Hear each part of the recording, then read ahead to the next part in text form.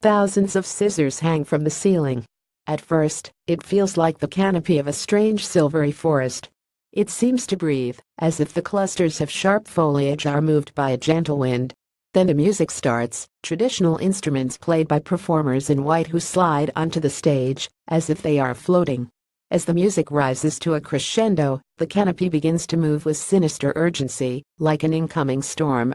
This is the specter that hangs over the entire performance of Under Siege, Yang Liping Contemporary Dance's retelling of the Chu-Han Contention, a 4-year war from Chinese history between the Western Chu and Han forces following the fall of the Qin dynasty in 206 BC.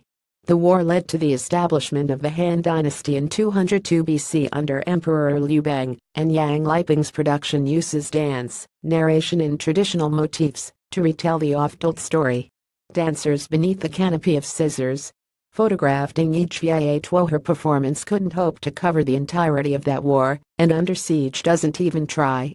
Instead, it introduces the main actors in the drama, Xiang Yu Hishang, the king of the Western Chu, and Yu Ju, his concubine Hu Shenyuan, in an arresting performance, not least because it has been cast cross-gender, a tradition in the Peking opera. Liu Bang Gong Zhanghui, warrior and future emperor, and Han Xin Xiaofuchen, the strategist and deserter of Xiang Yu, who played a critical role in the defeat of his former leader, and arrives at the action as the final battle, the Battle of Gaixia, is about to take place. Narration by Xiao Higuoyi, a statesman and follower of Liu, urges the audience through the highly stylized performance with dramatic gestures and melodious delivery.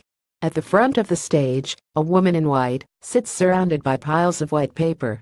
Throughout the performance, she cuts the paper into shapes, sometimes into Chinese characters, sometimes images of people themselves.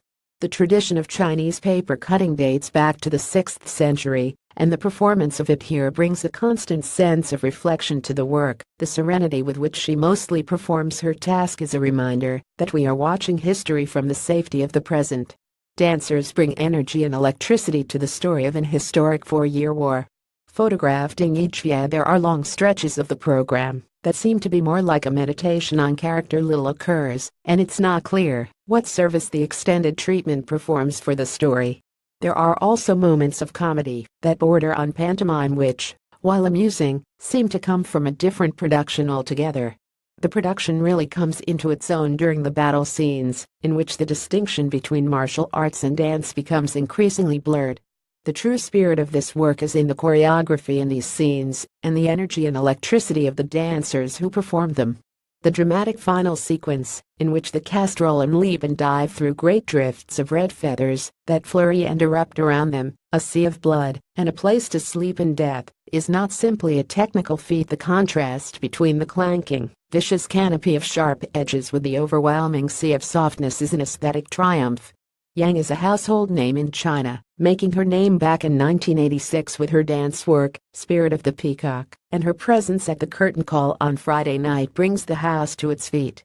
Under Siege gives some glimpse into why she is so popular. While the pacing and drama lag, there's no denying that this is an arresting and highly memorable piece of contemporary theater, reaching towards the visually spectacular.